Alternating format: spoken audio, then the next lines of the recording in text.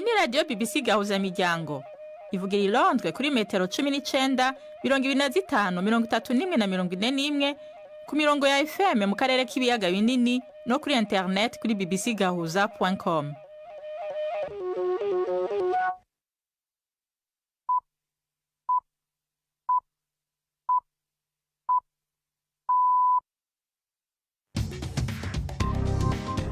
Ubu ni saa 10 n'igice ku isaha mpuzamakungu ya GMT, isaha 12 n'igice mu Rwanda no mu Burundi.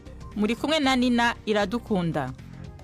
Abahamiriwe n'ikaze bakunze ba BBC Gahuza Miryango. Izi ni ingingo z'amakuru yo ku munsi wa kane itariki 28 z'ukumunani mu 2025. Abantu 14 baguye mu bitero bikomeye vyagabwe mu ijoro ryakeye mu mugwa mukuru wa Ukraine Kyiv. Amerika yarungitse umugwi wa mbere w'abimukira indwi mu Rwanda nyuma yo kwirukanwa muri Amerika. Leta y'u Rwanda imaze gutangiza ingamba zikomeye zo guhangana n'imyuka yangiza ikirere cyane cyane isogwa n'ibinyabiziga bikoresha imihanda, ariko abatwara ivyo binyabiziga bavuga ko bafise amakenga ko bizobatwara uburyo bwinshi. Turibaza ukuntu umuntu azajya muri control isanzwe warongeye kongera ukajya hariya nanone ku mwotsi, izo dépenses zose ziriho, kandi noneho twe twarimo dukura n'amafaranga ukareba ntayo. Tubafitiye n'igikino c'urunana. Aya makuru ahagarariwe na Mark Niyonkuru.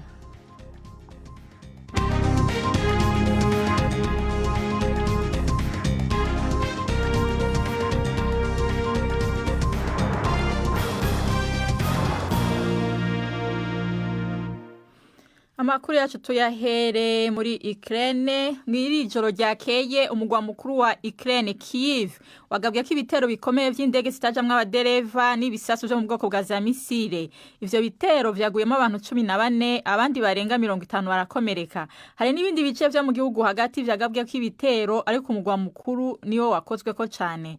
Ivyo bije mu gihe ibiganiro vya politike hagati ya Moscow na Ukraine vyadindiye. President Zelensky akaba ariko arahimiriza ibihugu vyo muri Amerika ni Buraya kubahiriza amasezerano bagiranye yo kubizeza umutekano. Ni inkuru ya Kati Watson mwumva mw'ijwi rya Yvette Kabatesi. Ibitero byo mwijoro ryakeye bwari ubutumwa bukarishye. Uburusiya ntibwiteguye guhagarika imirwano. Amahoro ni inzozi zikiri kure. Uduce turenga 20 two mu murwa mukuru twagabweho ibitero. Byinshi muri byo byibasiye mu bice bituwe, ariko intumwa z'umuryango w'ubumwe bw'Uburayi nazo ziboneye zimwe mu ngaruka. Ubwirinzi bwo mu kirere bwa Ukraine bwakoze uko bushoboye ngo buhagarike nyinshi mu ndege zitagira dereva hamwe n'ibisasu bya misile, ariko bimwe byashoboye gucengera. Mu nyubako imwe ituwe niho haguye abantu benshi. Igisasu cya misile cyarashe hagati muri iyo nyubako y'igorofa bituma inzu zo hejuru zigwa. Uyu munsi mu gitondo abatabazi bariho basaka mu bisigazwa bimwe, ndetse byari bicyaka umuriro, bizera ko bashobora kubonamo abantu bagihumeka. Ibiro bya Perezida w'Uburusiya byatangaje ko bikifuza amahoro, ariko ngo buzakomeza kugaba ibitero kuri Ukraine. Perezida Zelensky we yamaganye ibyo bitero, yemeza ko Uburusiya bwahisemo intambara mu cyimbo cy'ibiganiro ku mahoro. Hagati aho intumwa ya Amerika muri Ukraine yiyamirije ibitero bikomeye by'indege vy'Uburusiya vyagabwe mu ijoro ryakeye muri Ukraine, avuga ko ari ibitero biteye ubwoba kandi bibangamira utwigoro twa President Trump two kugerageza gushika ku masezerano y'amahoro. Keith Kellogg avuga ko ivyo bitero bigira kabiri mu bukomezi mu bitero bimaze kugabwa muri Ukraine gushika ubu, vyibasiye abasivile ataco bazira, amagare ya moshi n'ibiro. Perezida Zelensky yavuze ko isi yose itegerezwa kwishura kuri ivyo bitero atakurya umunwa, kandi ko Moscow bigaragara ko idashaka amahoro. Abarongozi b'Iburaya biyunze muri uko kwiyamiriza. Umukuru wa leta y'Ubudagi Friedrich Merz yavuze ko Uburusiya bwagaragaje isura nyabwo nyakuri. Umugwi w'abimukira indwi bashitse mu Rwanda nyuma yo kwirukanwa muri Amerika. Nibo babaye abambere bajanywe muri ico gihugu cyo muri Afrika y'ubuseruko hakurikijwe amasezerano mashasha. Umuvugizi wa leta y'u Rwanda Yolande Makolo yavuze ko 4 gusa mu birukanwe aribo bazoguma muri ico gihugu, abandi 3 bahisemwo gusubira mu bihugu vyabo. Ni inkuru ya Temsegen Besai mwumva mwijwi rya Priment ku Magenge. Ugushika kwabo bantu indwi birukanywe gutanguje ishirwa mu ngiro ry'amasezerano leta zunze ubumwe za Amerika zumvikanye n'u Rwanda, aho rushobora kuzokwakira gushika ku bantu 250. ntihahishuwe iyo abo bantu baturuka. Leta ya Perezida Trump isanzwe imaze igihe iriko iravugana n'ibihugu bitari bike birimo Sudani y'Epfo na Eswatini kugira vyemere kwakira abo yirukanye, ivuga yuko biba bikenewe iyo ibihugu baturukamwo vyanse kubakira. U Rwanda ruhora runegurwa ku bijanye n'uburenganzira bwa zina muntu. Hari n'amakenga yuko abarungitswe muri ico gihugu bashobora kongera kwirukanwa bakarungikwa mu bihugu bidatekanye, ivy'imigwi iharanira uburenganzira isanga vyo babiciye kubiri n'amategeko mpuzamakungu. Ariko leta y'ico gihugu ivuga ishimitse yuko ishobora kubakingira. Ishiramwe ry'abagira neza rya Save the Children rivuga ko n'imiburiburi ibihugu 4 vyo muri Afrika vyitezwe kubura imfungurwa y'intega bizoza mu mezi 3 kubera ubukene bw'imfashanyo. Save the Children ivuga ko iyo ntambamye y'uburyo ishobora gutuma abana bafite imirere mibi muri Nigeria, Kenya, Somalia na Sudani y'Epfo bashobora gupfa. Muri Nigeria abana 3.5 miliyoni bariko rashikirwa n'ingorane zikomeye z'imirire mibi, mu gihe hafi icaka bica abana bo muri Somalia bari munsi y'imyaka 5 nabo nyene bari muri ako kaga. Iryo shiramwe ryasavye abaterankunga kongerera amafaranga no gukomeza uburyo imfashanyo zibashikira. Tubandanyiriza amakuru yacu mu Rwanda. Leta y'u Rwanda imaze gutangiza ingamba zikomeye zo guhangana n'ivyuka vyangiza ikirere, cyane cyane isogwa n'ibinyabiziga bikoresha imihanda. Muri izi ngamba harimo gukaza igenzura rikorwa ku buziranenge bw'ibinyabiziga, hibandwa cyane ku mwuka bisohora. Itegeko teka rya minisitiri ushinzwe kurengera ibidukikije ryasohotse kuri uyu wa mbere rishiraho ibiciro utunze ibinyabiziga agomba kwishura, ndetse rikanategeka abatwara moto kuzisuzumisha mu gihe zo zitari zisanzwe zibisabwa. Bamwe mu bakoresha imihanda bavuga ko bashigikiye iki cemezo, ariko bagasanga igiciro cyo gupimisha uyu mwuka gishobora kuzagora abatari bake. Inkuru ya Jean Claude Mwambutsa i Kigali. Aha ni kuri stade ya Muhanga mu ntara y'Amajyepfo ku kibuga cyigishirizwaho gutwara ibinyabiziga byiganjemo amapikipiki. Ibi binyabiziga birasohora umwotsi mwinshi cyane. Uyu mwuka usohorwa n'ibi binyabiziga niyo nkuru iri kuvugwa cyane muri iki cyumweru mu Rwanda. Guhera mu ntangiriro z'icyumweru buri kinyabiziga kigomba gupimwa ikizamini cy'ubuziranenge bw'umwotsi cyohereza mu kirere. Ni icyemezo gishimangirwa n'itegeko teka rya Minisitiri w'Ibidukikije ryasohotse kuri uyu wa mbere. Pierre Celestin Hakizimana ni umukozi ushinzwe ubuziranenge bw'umwuka uhumekwa muri iyi minisiteri. Ubuhumane buterwa n'ibinyabiziga bigiyongereho 17%, amapikipiki aza ku mwanya wa mbere agafata hafi 48%. Ishami rya polisi y'igihugu ripima ubuziranenge bw'ibinyabiziga niryo rifite izi nshingano. Ubu noneho rigiye kwibanda cyane ku myuka isohorwa n'ibinyabiziga kuko ariyo yanduza ikirere. Itegeko rishya rivuga ko ipikipiki igomba kwishyura amafaranga y'u Rwanda 16,638. Bayitegeka ibyo igomba gukosora ikazasubira mu isuzuma yongeye kwishyura andasaga 8,000. Ku modoka ho ibiciro biri hagati y'32,900 n'51,500 bitewe n'ubwoko bw'imodoka. Nimba ugiye gusaba controle technique urinjira ku rubuga Irembo, ujya hasanzwe hatangwa serivisi za polisi, usabe isuzumisha rya mechanic, hanyuma usabe serivisi yo gusuzumisha umwotsi ikinyabiziga cyawe kugira ngo ikinyabiziga cyawe kibashe kwemererwa kugenda ku muhanda. Ku rundi ruhande bamwe mu batwara imodoka basanga iri tegeko rizagorana kubahiriza, ndetse ko rishobora kuzateza igihombo abatunze ibinyabiziga cyane cyane bishaje. Mbona bashaka kunaniza izi modoka cyane zikoresha essence na mazutu, kuko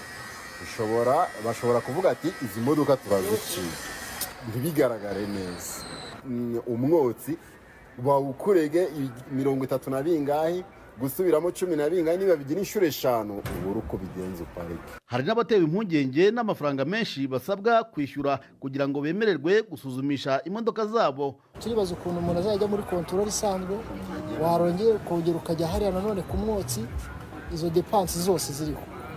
Kandi noneho twe twareba dukura n'amafaranga ukareba ntayo, nk'uwo warangaye akaba ari we bohereza muri control. Leta y'u Rwanda ivuga ko yihaye intego igera mu mwaka wa 2030 ngo ibe yagabanyije bigaragara imyuka ihumanya ikirere. Minisitiri w'Intebe Justin Nsengiyumva ubwo yatangazaga ibyo guverinoma izibandaho muri gahunda y'imyaka 5, hazatezwa imbere itwarwa ry'abantu n'ibintu hifashishijwe ibinyabiziga bikoresha amashanyarazi kuko ari byo bitangiza ibidukikije.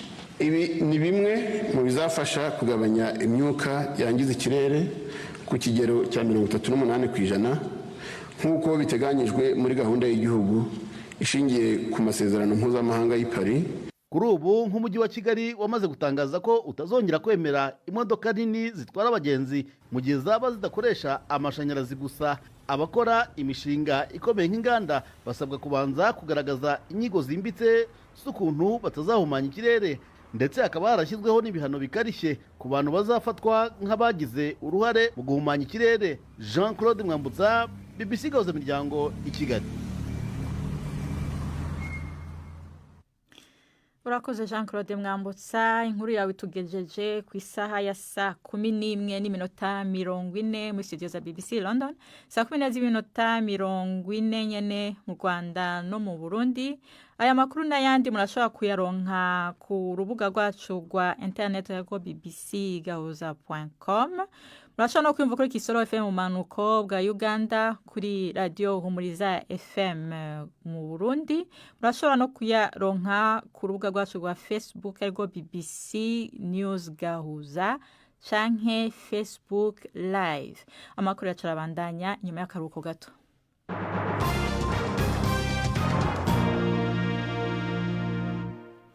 Tugume mu karere k'ibiyaga binini. Muri Tanzania, umugambwe utavuga rumwe n'ubutegetsi bwa Tanzania witwa The Alliance for Change and Transparency ACP mu funyo watanze ikirego cihutirwa mu butungane nyuma yaho umukandida wayo Luhaga Mpina abujije kuzokwitoza mu matora ategekanijwe mu kwezi kw'icumi.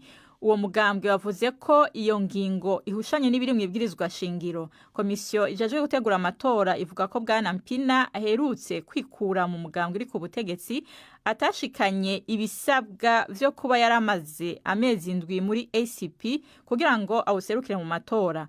Umukandida w'umugambwe ukomeye w'abatavuga n'ubutegetsi wa Chadema nawe nyene warakuwe mu bazokwitoza. Umurongozi wayo Tundu Lissu nawe arafungwa yagirizwa ivyaha vy'ubuhemu. President Samia Suluhu Hassan niwe yitezwe cyane kuzotsinda amatora. Ubushinwa buvuga ko mu ndwiza umukuru w'igihugu ca Korea ya ruguru Kim Jong-un azokwitabira defile ya gisirikare izobera i Beijing, aho hazoba hibukwa imyaka 80 haciye intambara ya kabiri isi yose irangiye. Azoba ari umwe mu barongozi 26 bazokwitabira ivyo birori, harimwo na President Putin. Azoba ari urugendo rwo mu mahanga rw'imboneka rimwe kuri Kim Jong-un, nkuko umunyamakuru Jean Mackenzie abisigura mu nkuru mwumva mw'ijwi rya Siriake muhawe nayo. Urugendo rutunguranye rwa Kim Jong-un muri defile ya gisirikare izoba mu ndwiza rwamenyeshejwe n'ubushikiranganje bw'imigenderanire y'Ubushinwa. Ni gake uwo mutegetsi wa Korea ya ruguru agira ingendo. Ukubonana kwa vuba n'abategetsi bo mu mahanga kugarukira kuri Vladimir Putin bamaze guhura inshuro zibiri kuva Uburusiya bugize igitero muri Ukraine, aho afasha Putin mu bikorwa bya gisirikare mu kumurungikira ibirwanisho n'abasirikare. Uwo yakumiriwe n'amakungu aronsa akaryo ko kugaragara mu makungu mu gihe kandi abandanya gutsimbataza ubucuti n'Ubushinwa. Kim agumana ubucuti bungana hagati y'Ubushinwa n'Uburusiya, nawe bakundana gusumba uwundi, ariko hari haheze imyaka 6 ataburanye na perezida w'Ubushinwa. Xi Jinping aha yerekanye ko agifise ububasha kuri uwo perezida wa Korea ya ruguru. Mu buryo butandukanye mu ntango y'iyindwi, Perezida Trump yavuze ko yobonana na Kim Jong-un, ariko Korea ya ruguru yagumye yigiriye ejo kugerageza kwa Amerika ngo bavugane. Ubwongereza, Ubufaransa n'Ubudagi byatanguye igikorwa cyo gusubizaho ibihano vyategetswe n'ishiramwe mpuzamakungu ONU kuri Irani kubera ko yananiwe gushira mu ngiro amasezerano yerekeye umugambi wayo w'inguvu za nucleaire. Ivyo bihugu vyashinze igihe ntarengwa c'imisi 30 kuri Tehran kugira ngo ifate intambwe imbere yuko ibihano vyari vyarakuweho nka bimwe mu bigize amasezerano mpuzamakungu mu myaka 10 iheze bisubizwaho. Irani yiyamirije yivuye inyuma iyo ngingo ivuga ko izobangamira cyane ibiganiro biriko biraba hagati ya Irani n'igisata c'ishiramwe mpuzamakungu ONU kijejwe kugenzura ikoreshwa ry'inguvu za nucleaire. Mu kwezi kwa gatandatu Amerika yarateye ibisasu ahantu Irani ihingurira inguvu za nucleaire. Kuva ico gihe Tehran yarabujije abagenzuzi b'ishirahamwe mpuzamakungu ONU gusura ibikorwa vyabo. Imbere kuja mu gikino c'urunana nkundira ndababwire ko umunyamabanga mukuru w'ishiramwe mpuzamakungu ONU Antonio Guterres yaburiye ko igikorwa ca Israel cyo gufata burundu igisagara ca Gaza kizogira ingaruka mbi cane. Yaneguye ivyo yise urutonde rw'ibintu biteye ubwoba bitagira iherezo vyabaye muri Gaza, avuga ko ako karere kuzuye ibihomoka, imibiri y'abantu n'uburorero bwinshi bushobora kuba ari kurenga gukomeye ku mategeko mpuzamakungu. Yavuze ko kubaho kw'inzara ari icago cyo muri iki gihe kandi ko ingaruka y'ingingo zifatwa n'ibigirankana ziteje akaga ku kiremwa muntu. Ishirahamwe Israeli Israeli yaburiye ko abaturage b'igisagara ca Gaza bagera ku miliyoni 1, benshi muri bo bamaze guhunga kandi bashonje, bazobwirizwa kwimukira mu manuko bw'ako karere. Ubu n'umwanya w'igikino c'urunana.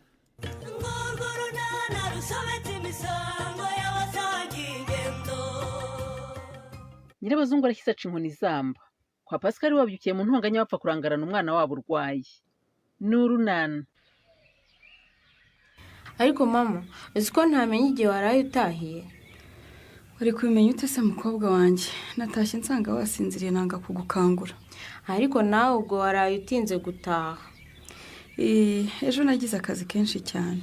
Mwari mwagize abakiriya benshi se? Yewe, ejo nagize abakiriya benshi ariko byari byiza kuko nakoreye amafaranga menshi. Nanjye rero ejo natashye nishimye ariko nyine nari nananiwe mama rwose, nageze hano nananiwe. Mbwira, wa mugani ejo byagenze biti? Imikino n'ibiganiro byagenze neza? Byari bishimishije cyane rwose. Noneho rero hari ikintu cy'umwihariko. Ni ikihe cyabaye cy'umwihariko? Nyine nashimishijwe n'ukuntu mu bikorwa byose byabaye ejo n'abafite ubumuga bari batwitayeho cyane. Nibyo? Namwe se hari imikino bari babateganyirije Rope? Hari imikino bari bateguye itaduheza natwe dufite ubumuga. Nibyo? Ahubwo sema kubera iki wowe utahageze? Sinahageze. Nyine kubera iki? Hari impamvu yatumye ntashobora kuhaza Rope. Iyihe mpamvu se mama? Kuko mana yanjye wimbaza byinshi wa mwana we. Nuko mana, ko bikurakaje se mama? Ubu kukubaza impamvu utaje kureba imikino no mu biganiro ndakosheje koko? Ntabwo ukosheje ariko nanone sinshaka kubimbazaho rwose. Mfite impamvu zanjye zatumye ntaza muri ibyo bintu byanyu. Urabyumvise Rope? Ariko uzi ko musetsa? Ubwo se urambaza iki Pascal? Mbabarira yewe, mbabarira narekeye aho ngaho kukubaza ko karamawe. Ariko nta n'impamvu yo gusaba imbabazi, ahubwo niwe wakazinsabye mukobwa Jana. Ngusaba imbabazi z'iki ngewe mukobwa Jana? Ngo imbabazi z'iki? Z'iki nyine? Ubu uyu mwana mu mararungu urabona uko ameze? Ndabibona. None ngaho tekereza, ejo kuba waragiye uzi neza ko usize umwana arwaye, ukagenda ukirirwa iyo ngiyo ukaba watashye igicuka inzoga zibogaboga koko? Ubwo urashaka guhakana ko wowe ejo utasomyeho? Umva se nyine, nasomyeho. Ariko wowe icyo ngushinja nuko watereranye umwana aho kumujyana kumuvuza impiswi ku mujyanama w'ubuzima cyangwa ku kigo nderabuzima, ntubyiteho koko? Hanyuma wowe wakoze iki? Kuba ntacyo nakoze se byatuma unanirwa gufata umwanya ngo wite ku mwana urwaye? Umva nkubaze se nyine, reka kundusha umunwa. Ngo nkurusha umunwa? Utawundusha se ubwo urambaza iki? Hari ubwo nagiye ngutwaye ubwenge cyangwa natwaye amaguru n'amaboko byawe ku buryo umwana yarwara wowe ntujye kumuvuza? Ariko wa mugore we, umva sinzagushobora. Ariko nimureke mbabaze musubize. Muba bazima cyangwa? Mbariza uyu mugore rangwe, mbariza uyu mugore. Ubwo uzi ko mu mararungu aramutse ameze? noneho yarembye neza neza yanegekaye. Nyamara uyu mugore ejo yaragiye yirirwa iyo yaraye atashye igicuku yanasinze. Ndakuyamye Pasika ntunyite umusinzi. Ariko rero nimureke gutukana cyangwa guterana amagambo hejuru y'umwana umeze utya. Umwana ararembye namwe muri ayo ngayo. Ariko ubwo ngubwo muzi ko ibyo ngibyo murimo ari ukurangarana ubuzima bw'umwana.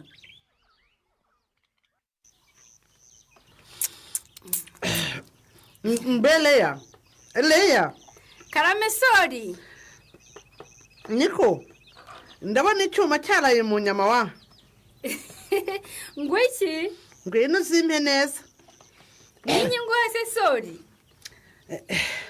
wabona udahakanye umva ntawe utwika inzu ngo ahishe umwotsi rwose ngwino ni ukuri ntabwo numva icyo ushaka kuvuga sori yaraye se ego mana yanjye ndetse ariko mana reya rwose nzakugenze mbese urashaka kumpishira iki koko kandi ari ibintu byigaragaza ahubwo wowe reka kuvugira mu migano umbwire mu buryo bwumvikana ubu se yasa amapine y'imodoka yakandagiye aho oya hari undi se atari kirisi mbwira uzi ko ntarinzi ko ari kirisi ushaka kuvuga umva iyo mbonye amapine y'imodoka hano mpita menya uwahageze sha reka kumbeshya yaraye reka ntabwo yaraye da ntikoze mwaje ryari ko ntanigize mbumva mbese ugira ngo ntiyaraye nzanye mu gicuku we nibyo ngaho mpaye makuru rero ariko ngo ejo mwariranywe we ejo mwariranywe rwose aho ibyo bikorwa by'urubyiruko byabereye ngo byari bicika umva kuva mu gitondo kugeza mu gicuku sinamuvaga iruhande rahira rero ubwo Anyesi yarebaga ate ahubwo se Anyesi yigeze akandagira nibyo ubwo ntabwo yaje muri ibyo bikorwa rero reka sinigeze muca iryera ariko shaho iyo ahaba yari ari burwara umutima ayiwe banza aricyo cyatumye atahagera disi ariko njye nifuzaga ko haba akareba uko njye na kirisi tuba tumeze yego sha hanyuma si ibyo birori by'urubyiruko byagejeje nijoro ko mwatashye bwije reka yego n'ubundi byarangiye bitinze ariko byarangiye kirisi ahita anyisohokanira yego rata byaje uzi ko yangejeje hano nko mu ma saa sita z'ijoro ngaho mbwira niba imbeba rero yaguye mu mutego ngaho rero imbeba se hari iziba iwanjye sori cyangwa hari ubwo nigeze nzitega ariko rero mana yanjye reya ngewe rwose numva aho gukura ugenda usubira inyuma ni ukuri urushaho kuba umwana pe ubu se kuko ntacyo wumva akada ntacyo nashakaga kukubaza yewe niba hari ibintu byakozwe wapisha ariko wagiye ureka kumbeshya ni ukuri da mbese ubwo urumva nakubeshya sori ego mana yanjye ngewe rero nta yandi makuru mba nshaka rwose kwiyumvira mba ntegereje kuzumva ko icyuma cyaraye mu nyama sha byihorera amaherezo bizaba kuko nanjye niyo ntego ariko se ni ibiki koko niko mukobwa jana nawe Pascal karame munyabuze uyu mwana urembye atya kuki mwatinze kumuvuza koko si mukobwa jana uyu se ngewe iki Pascal si we wabonye umwana arwaye aho kugira ngo tujye kumuvuza ukajya wigendera ukirirwa iyo ngiyo ugataha igicuku iyo ngiye se we ntugenda nkurusha kugenda wakigabo kandi nagutuka sha witukana mukobwa ja kandi ukwiye kubaha umugabo wawe niko ijambo ry'Imana rivuga ruranuka se rugira ngo ngiye sinarutuka uruzi ko nta munwa ngira oya Pascal aho nawe ntacyo murushije ubwo murumva ibyo mushijanya n'uburwayi bw'umwana ndetse no kumuvuza bihuriye hehe koko Pascal nagusubiza icyo kibazo rata mujyana ngizo mpaka ntazo ndimo tuvurira umwana nyine yatangiye ahitwa none byageze naho aruka arahitwa kanaruka ibi byose byatewe nuko mwatinze kumuvuza ikindi kandi murabona ko indwara ziterwa n'umwanda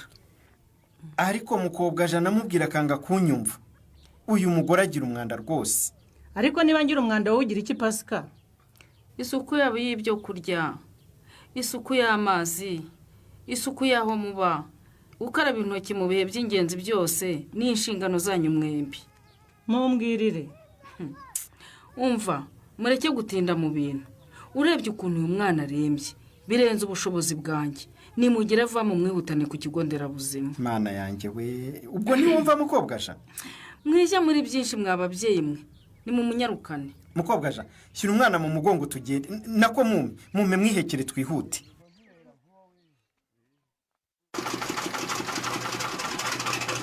urasoje se noneho turaganira kareme. ndarangije mama. N'icyuma ndakizimije rwose ndabona nta wundi waje gushesha uhari. Ye noneho reka tuganire.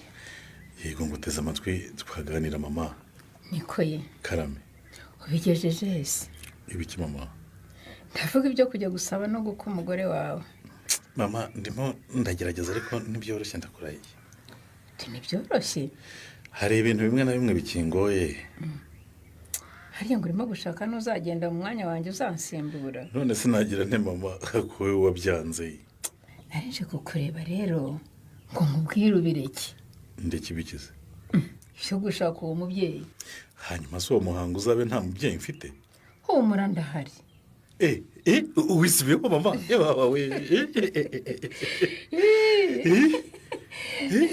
Hari abandi bangiriye inama. Barampana nanjye mbitekerezaho. Nuko mfata umwanzuro wo kwisubiraho da. Tuza rero mwana wanjye. Urakoze cyane mama. Nabone rwose nataye umutwe pe. Ariko rero nubwo nisubiyeho hari ikintu kimwe ngusaba. Nikitubahirizwa ntibizakunda. Umva kandi mama, icyo kintu ugomba kunsaba se niki? Bimeze bite se Shanye? Ubu se ngusubize ngo iki koko? Ndabona usa nk'uwongeye kugira ikibazo. Ntiwumva ko bitangiye kugaragarira buri wese? Ariko ubwo ko aricyo gitumye nza kukureba kuri uyu mugoroba bude?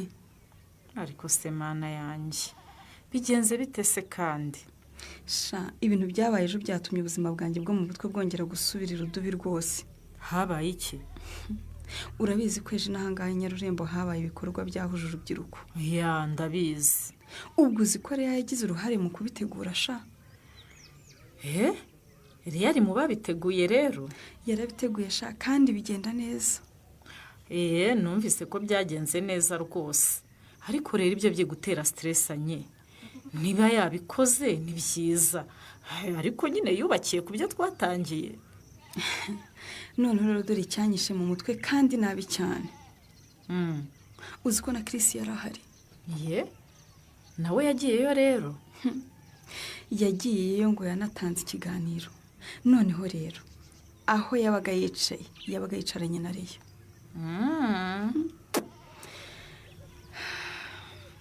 Ubwo uranyumvira shabude ngo Leya niwe wamukoreraga na protocole sha.